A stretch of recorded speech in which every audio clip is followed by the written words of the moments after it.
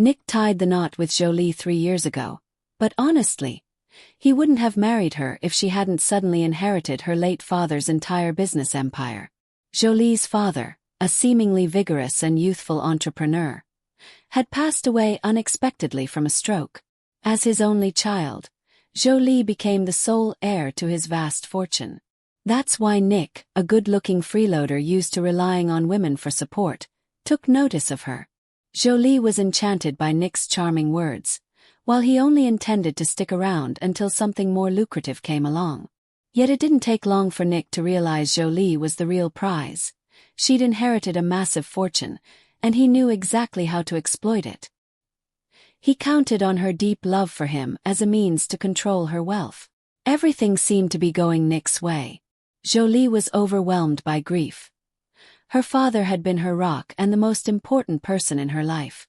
So Nick quickly stepped in, wrapping her in care and attention during this difficult period.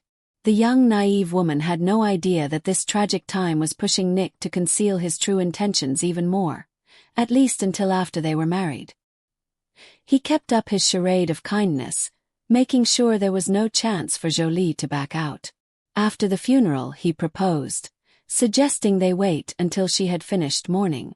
Nick was a master manipulator, skilled in deception and acting. He could become whoever was needed and do whatever was required.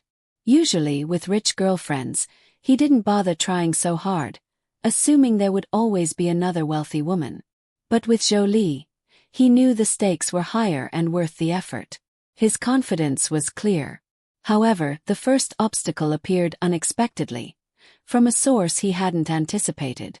Jolie's father's closest friend and right-hand man in the company, who was also Jolie's godfather, Mr. Chinland, saw through Nick immediately. He understood Jolie was smitten and wouldn't be talked out of marriage. Her grief made her desperate for a replacement father figure. But as a savvy and cautious man, Mr. Chinland insisted on a prenuptial agreement, and managed to convince Jolie to agree. "Nick, it's just business. What's the big deal?" Jolie said, echoing Mr. Chinland's words. "This is insulting. You think I'm after your money?" Nick snapped, offended. "It's only a formality in case things go wrong. My godfather has always been like a second father to me," Jolie replied patiently. Though inexperienced with money matters, since she never had to worry before, Jolie wasn't naive. Once she set her mind on something, she got it done. Nick found himself cornered and had to accept all of Mr. Chinland's conditions. The prenuptial was standard but harsh. Jolie's business and inherited assets would remain solely hers. Nick had expected a share of dividends or new acquisitions but was shut out by the contract, drafted by a top lawyer. Still, Nick believed the marriage was advantageous. He planned to access her finances without oversight and secretly move money into his own name. But he miscalculated again. Mr. Chinland was diligent and trustworthy, closely monitoring both Jolie's business and personal finances. Nick's personal spending money was limited. Yet, he stayed hopeful and waited for his moment. Eventually, his patience paid off, but not as he'd imagined. Since the wedding, Jolie had been trying to conceive, longing for a child, but with each cycle came disappointment. At first, she blamed stress and the heavy burden of managing her new responsibilities. After a year without success, Jolie sought medical help. Tests revealed what she had ignored. Her symptoms were warnings. She was diagnosed with cancer. Nearly 2 years of treatment followed, marked by pain and little improvement. Throughout, Nick's role as husband was purely for show. His true desire was for Jolie to disappear, and he wasn't subtle about it. Although they never talked openly, Jolie knew about his numerous affairs. Nick fancied himself a master of deceit, convinced he was flawlessly playing the part of a devoted husband to a dying wife. He thought his luck would hold and that he just needed to wait a bit longer to claim everything. But Nick's conduct didn't go unnoticed. It was condemned by hospital staff and most importantly by Mr. Chinland. The godfather was furious and frustrated.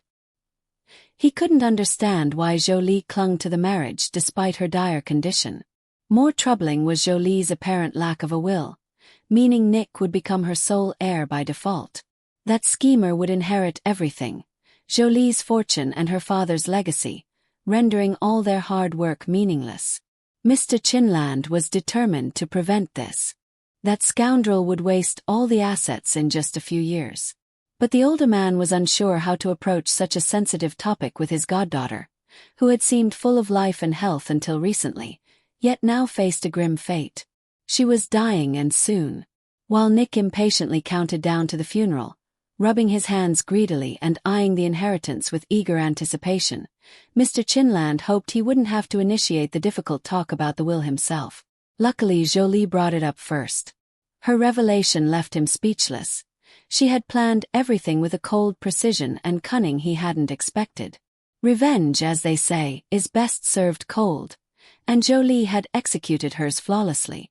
The plan didn't take long or much effort to put into motion, but before she passed, Jolie had fulfilled her greatest dreams.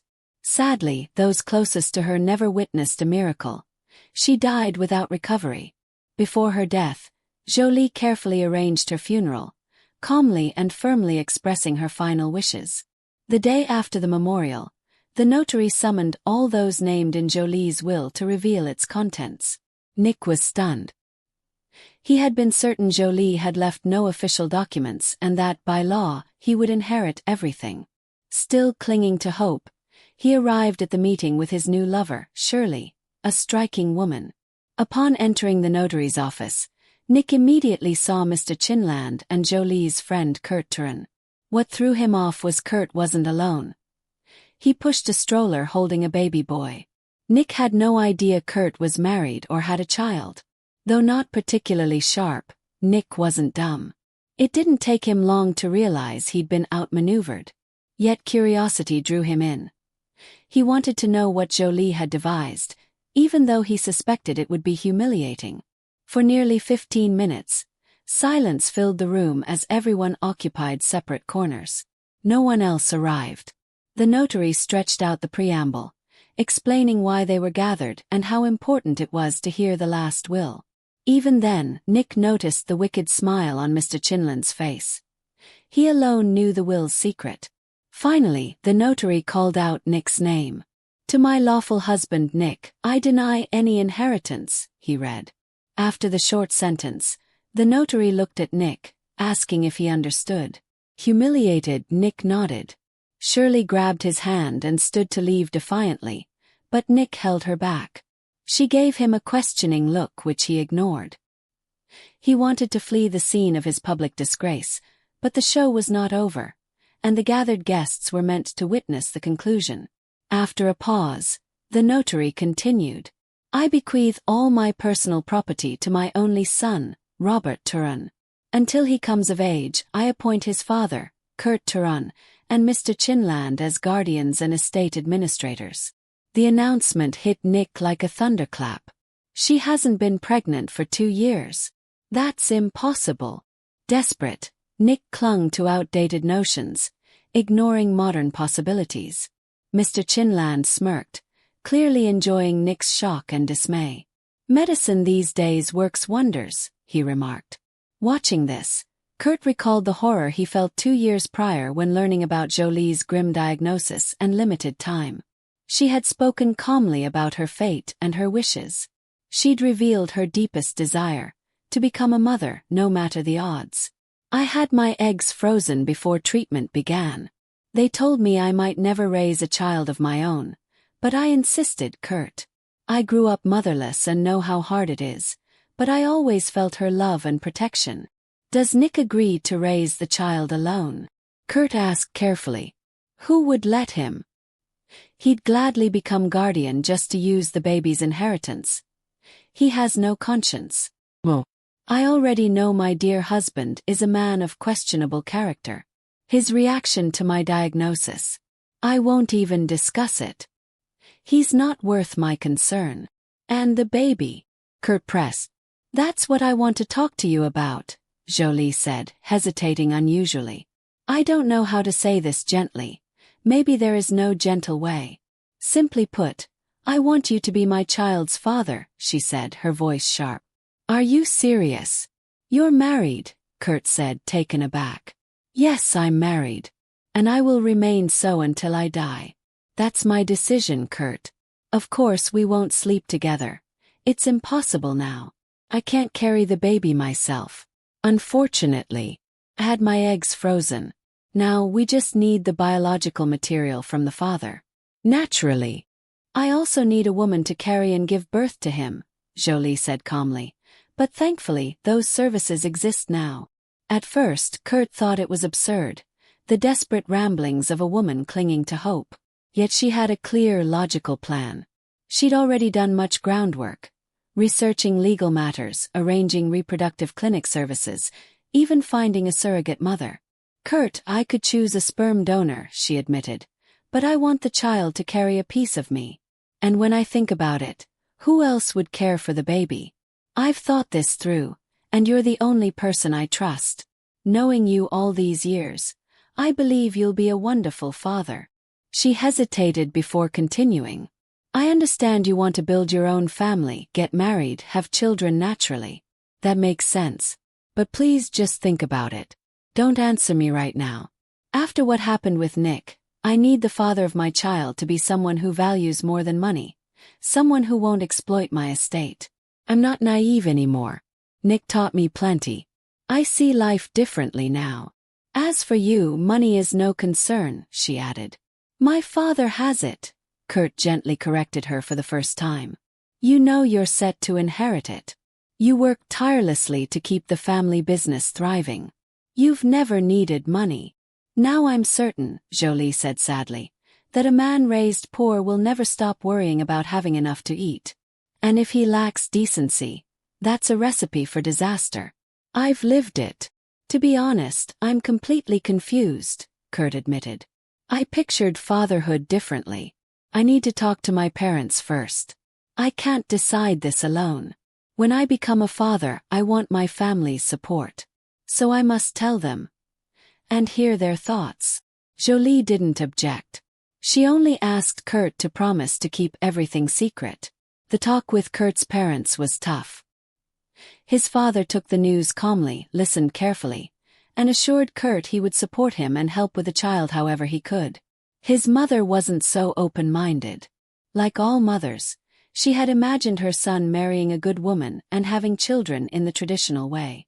She felt deep sympathy for Jolie, whom she'd known and respected since childhood, but this request shook her. The child's mother was dying. The baby would be carried by another woman. Couldn't the child inherit the disease? She asked, her voice heavy with worry. It was an awful, awkward question, but how else could she protect her grandchild? Jolie doesn't have a hereditary form of the disease, Kurt answered calmly. That reassured her somewhat. After thoughtful reflection, she gave her cautious blessing. Kurt himself struggled with doubt. Jolie's proposal had taken him by surprise. But after quiet reflection, he decided there was no reason to refuse. When he told Jolie, she was overjoyed, and they set the plan in motion. As Kurt pondered the life-changing path ahead, Mr. Chinland also remembered a conversation with Jolie just over 2 months ago. She had approached the topic carefully, speaking formally at first. I've always seen you as a second father, she said. And I hope you won't refuse me this. Then she revealed her request. She wanted him to be the guardian of her son. At first, Mr. Chinland thought she was delirious. But as she explained, he was stunned. Not only had she and Kurt made such a bold decision, but they'd kept it secret for so long. How old is the baby now? He asked. Robert is 8 months, Jolie said softly. You both really know how to surprise me, Mr. Chinland muttered, still absorbing the news.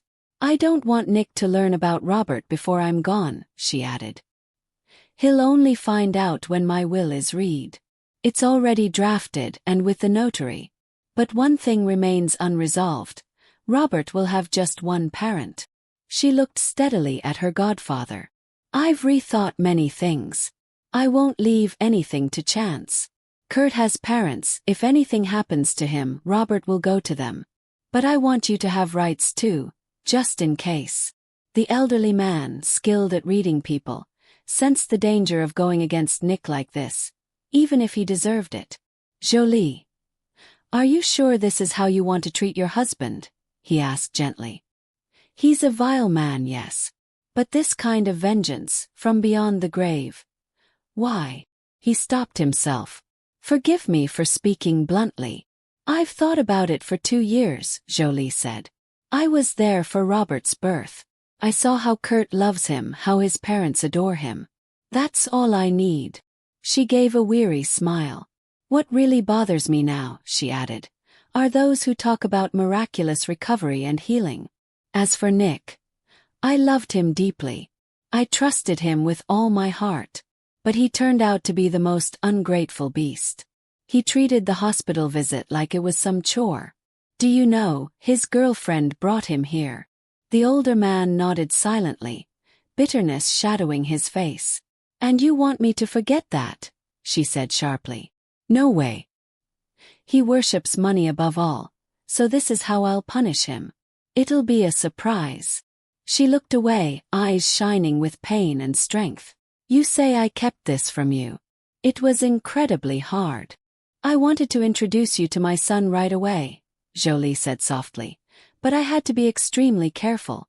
I couldn't risk anyone accidentally telling Nick. This might be my final message to him. I even wrote him a letter. The notary will deliver it." Mr. Chinland tried several times to dissuade his goddaughter. It seemed like a reckless decision, too risky and unnecessarily provocative. But Jolie was resolute. In the end he had to accept it. It was her final will, and it deserved respect. A heavy silence settled over the notary's office. Everyone was lost in their own thoughts. Of course, it didn't take a fortune teller to guess how Nick reacted. He cursed Jolie in every imaginable way. Men like him never believe they could be at fault. The idea that someone else's behavior might be a perfectly logical response to their own is just too complicated. Why look inward when it's easier to lash out? Strangely, it was Shil, his mistress, who first tried to restore some perspective. She gently took Nick by the elbow, trying to lead him away. But Nick wasn't finished. "Are you sure I'm not entitled to anything? A mandatory share or whatever it's called? I am the husband after all," he shrieked. Even Shil winced at his outburst. The others sat in stunned silence. Only the elderly notary, long used to such scenes, remained calm. "According to the will, you are excluded from the list of those entitled to a mandatory share of the inheritance," the notary said quietly. "Furthermore, I have carefully reviewed your marriage contract. Its full text is attached here." He tapped the thick folder before him. "You have no legal claim. Even if you appeal, your chances are virtually non-existent.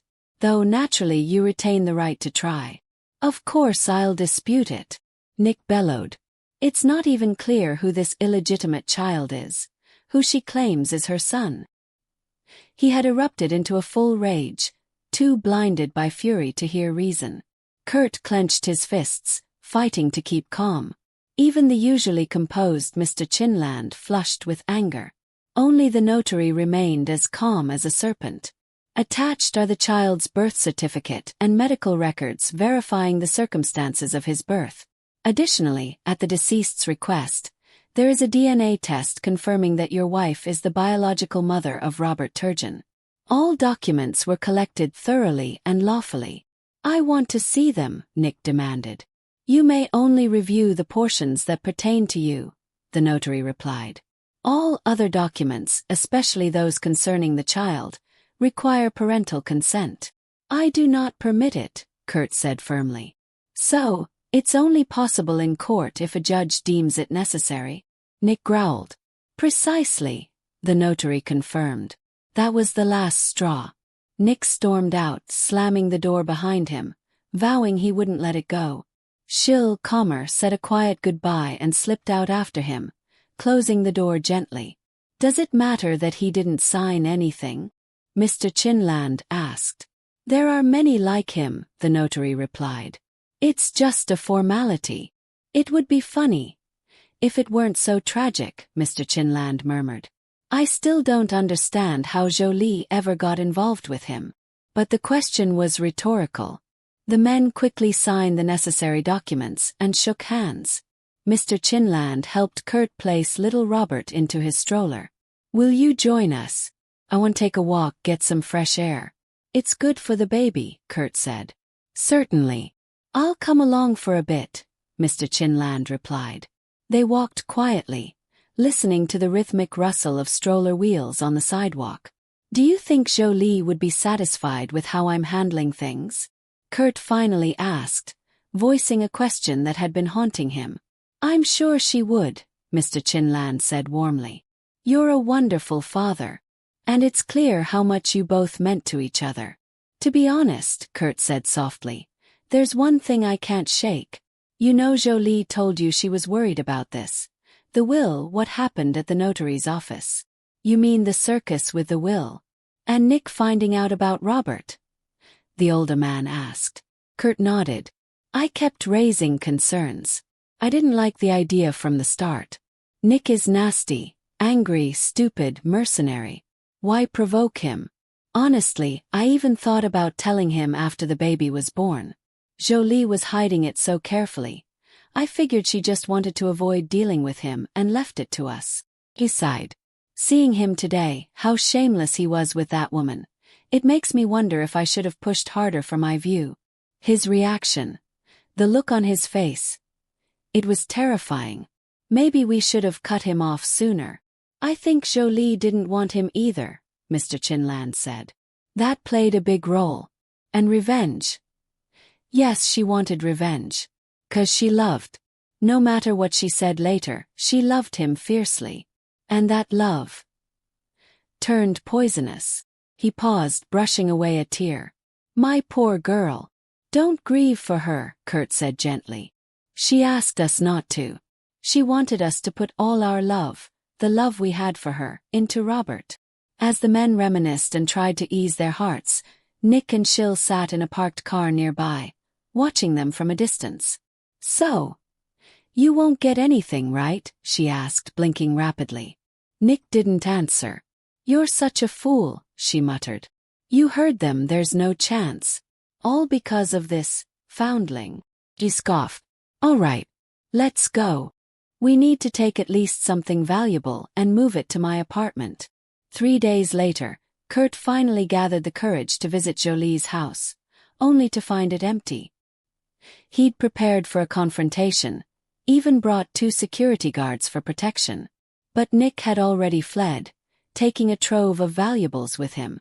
Now Nick sat alone in the cramped kitchen of his tiny apartment, nursing a glass of whiskey. Shirley had left him, which was no surprise. Why would she stay with a beggar? As Nick brooded, he reflected bitterly on how he'd fallen so low.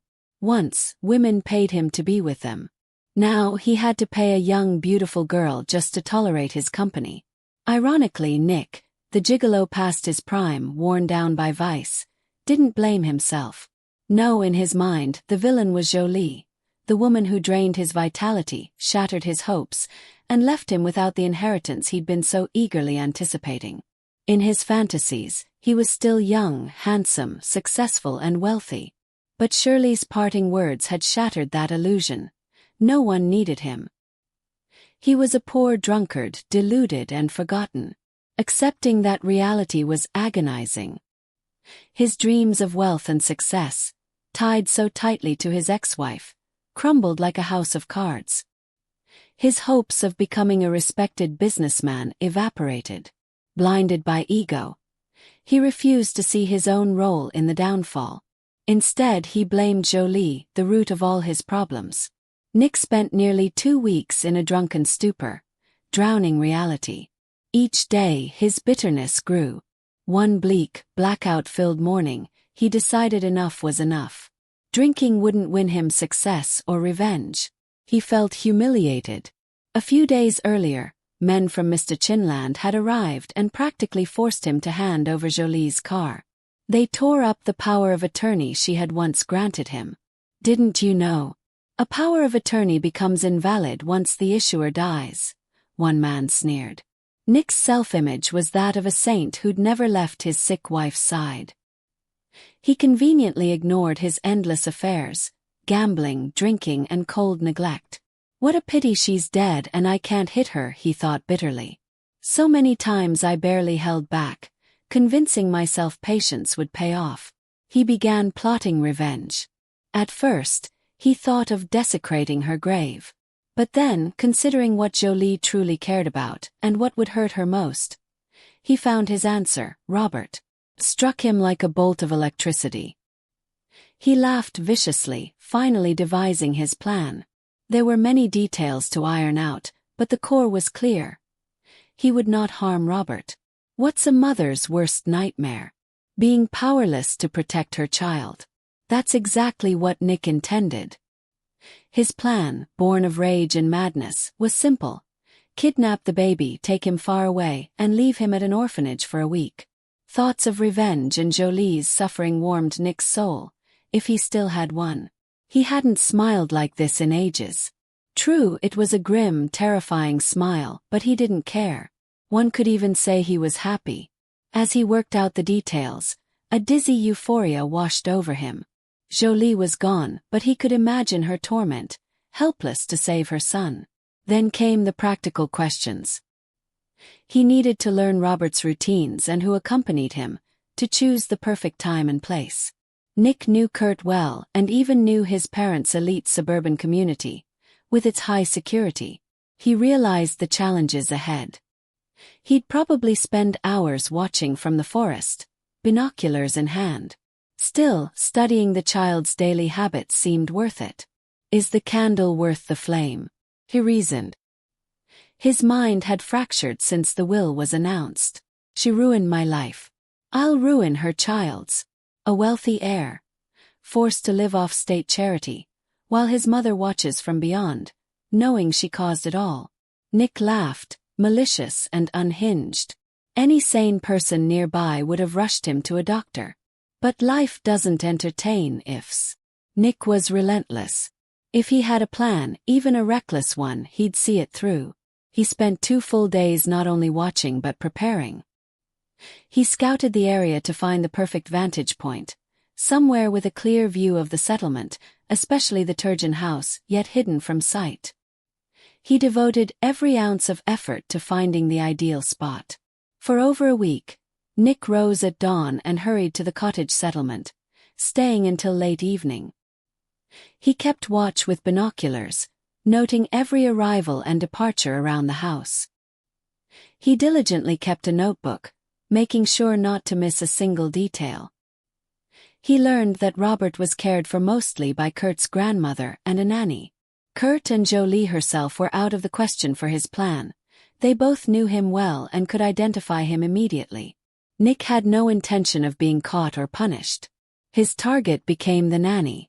She followed a fixed schedule, always walking Robert along the same forest path that led outside the secured settlement.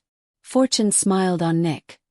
On Wednesdays, the nanny left the safety of the community and met another nanny at a small clearing. Nick even heard their laughter echoing softly through the trees. To avoid suspicion, Nick stopped his daily surveillance and limited his visits to Wednesdays, precisely matching the nanny's routine.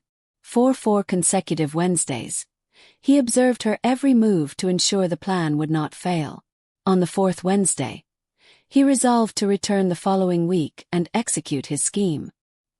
He bought a powerful stun gun from a local market, paying cash to avoid any trace. An old car with stolen license plates was secured. He carefully chose a parking spot, close enough for a quick getaway but hidden from view. He altered his appearance, disguising his figure and face to evade recognition. The idea of kidnapping consumed him. He woke and slept with it in his mind, dreaming of the act in grim detail. He lost nearly 7 kilos as obsession gnawed at him, transforming him into a shadow of his former self. His eyes revealed neurosis and madness. When Wednesday came, he parked as planned and waited. His heart trembled as the nanny pushed the stroller down the path. The months of planning had left him detached, but now reality hit him hard. A woman, a baby examining his surroundings with innocent curiosity. Nick was not a violent man by nature, Crossing this line was difficult. But his hatred for Jolie gave him the strength to move forward. He approached, shoved the nanny away from the stroller, knocked her down and fired the stun gun. She collapsed instantly. Nick bent to unfasten the straps. Then everything shattered. A blow struck his head, and he fell to the ground. When he awoke, an elderly man stood over him, tying his hands. The man was Mr. Mayo, a gamekeeper known in the elite communities nearby. His guardhouse sat hidden in the forest, near the clearing where nannies often gathered, a place Nick had never noticed. That morning, Mr. Mayo had been returning from the store when he spotted a figure dressed in black guarding the path.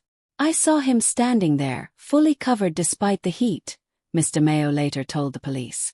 "I hid behind a tree, watching quietly. Then I saw him attack the woman. At first I thought it was an assault, but he was after the child. I ran over and hit him with a stick I keep for just such occasions." "Good work, Mr. Mayo," the officer said. "You're a local hero. The press wants to interview you." "No, thank you," the gamekeeper replied, slipping away quietly. "I don't do that sort of thing." For Mr. Mayo, helping those who couldn't protect themselves was simply right. A few hours later, Kurt arrived at Mr. Mayo's home, gratitude heavy in his voice. "I'm Robert's father. Thank you for saving my son." "He's a good boy," Mr. Mayo said kindly. He calmed quickly. "It's a blessing I was there." "No need to thank me," he added modestly. "But if you insist, a new hunting suit and some dog food wouldn't hurt." Kurt smiled. "Of course. Tell me, was this about money?" The question was genuine. "Sadly, it's more complicated," Kurt sighed. He recounted the years of Jolie's illness, their unorthodox parenting, her death, and the bitter fallout with Nick. The investigator said Nick's actions weren't just greed, they were revenge. Kurt paused. "Did we push him to this? Are we responsible for his hatred?" Mr. Mayo shook his head. "Come on. You're adults. That Nick. He was always looking for an excuse. Married for money, cheated, abused his wife, and blamed her for it. What's her fault? For finally snapping. For not enduring it." His bluntness struck Kurt, lifting a weight from his chest. "Thanks for the advice," Kurt smiled. They parted as friends. Mr. Mayo promised to watch over Robert. "I've heard it said the Chinese believe that if you save a life, you're responsible for it forever. Don't worry about Robert. I'll keep an eye on him too." True to his word, Mr. Mayo visited regularly, becoming like family to Kurt and Robert. Meanwhile, Nick was sentenced to several years in prison. Life at the Turgeon household returned to quiet stability. Mr. Chinland continued to visit dutifully, fulfilling his goddaughter's wishes. Kurt eventually met a single mother whose daughter shared Robert's kindergarten group. The children bonded well, and Kurt's parents hoped this new relationship would bring peace and happiness to their son. True to his promise, Kurt kept Robert's memory of Jolie alive. He often showed the boy pictures and videos, reminding him gently, "Your mother loves you very much and she's always with you, watching over and protecting you, even when you can't see her."